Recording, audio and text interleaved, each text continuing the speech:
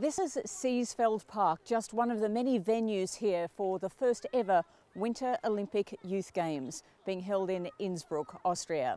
We're going to see 4 events here: the downhill, the ski jump, the biathlon and the Nordic combined. Hello and welcome, I'm Tracy Holmes.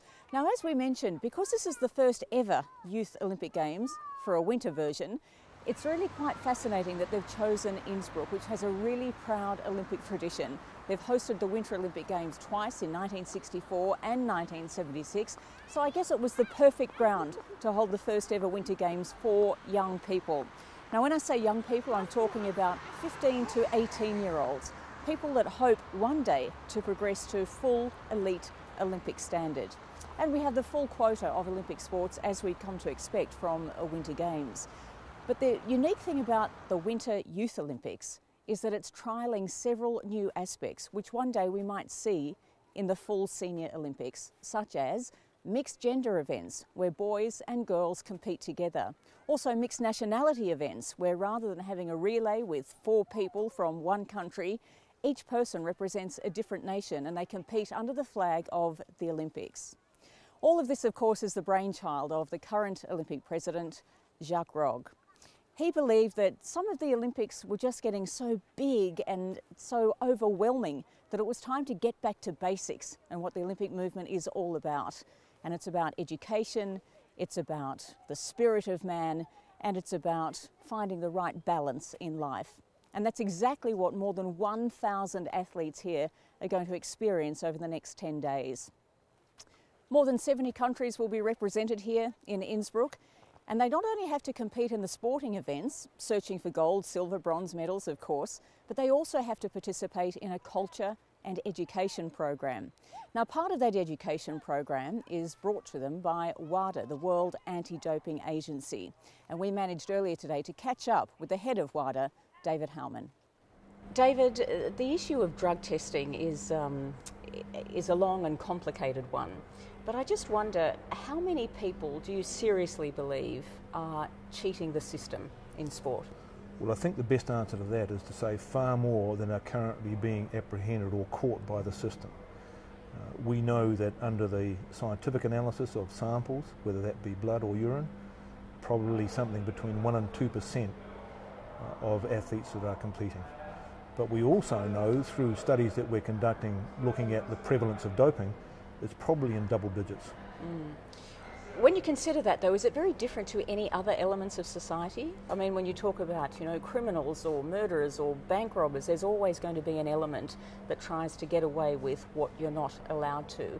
And I just wonder about those issues associated with the great majority of athletes that have to go through invasions of privacy, informing people every day of their life where they are so that they can be tested, when in fact we're sort of catering this whole system to the minority of cheats.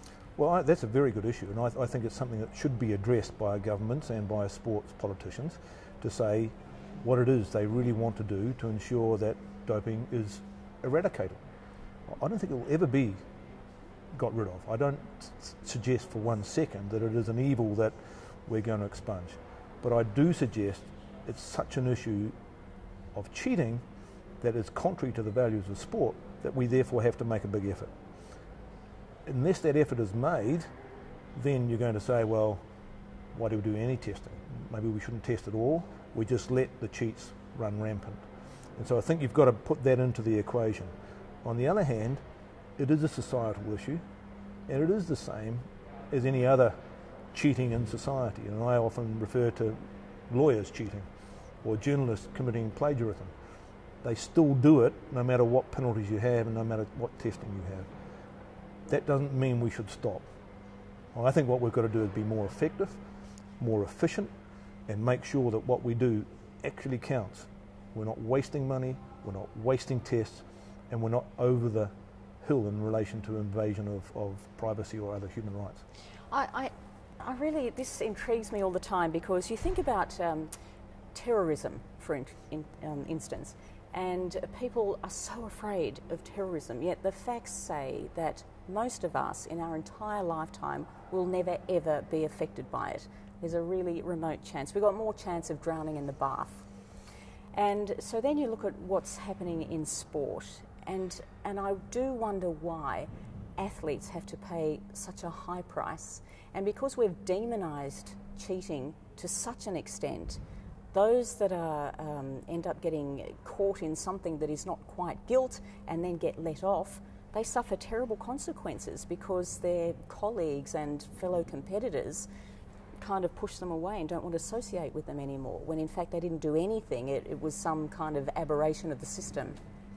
Well, there can be inadvertent doping, and that's part of our rules. I agree, the consequences sometimes probably exceed what they should. Having said that, you've got to say, what about those athletes who were beaten in an international competition and missed out on getting a gold medal or a silver medal because the person who beat them was a cheat? Take Raylene Boyle. Take any athlete that knew that he or she was beaten in a way that was by a cheat. Just not fair. So the values of sport are such that they might be a little bit higher than some of the other values you have in society. That's where you have to start. What is sport about? Is sport full of integrity? Is sport one of the areas of life which we say is outside the province of criminal activity, outside that? And we need it because we still need something in that arena. We had an instance late last year where the British authorities decided that anyone who tested positive would be out for life. That'd be a really good way to stamp out drug cheating, a real disincentive.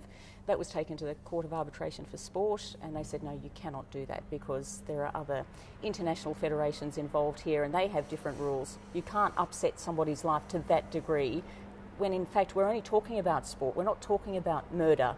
We're not talking about some gross injustice to the planet. What's your position there?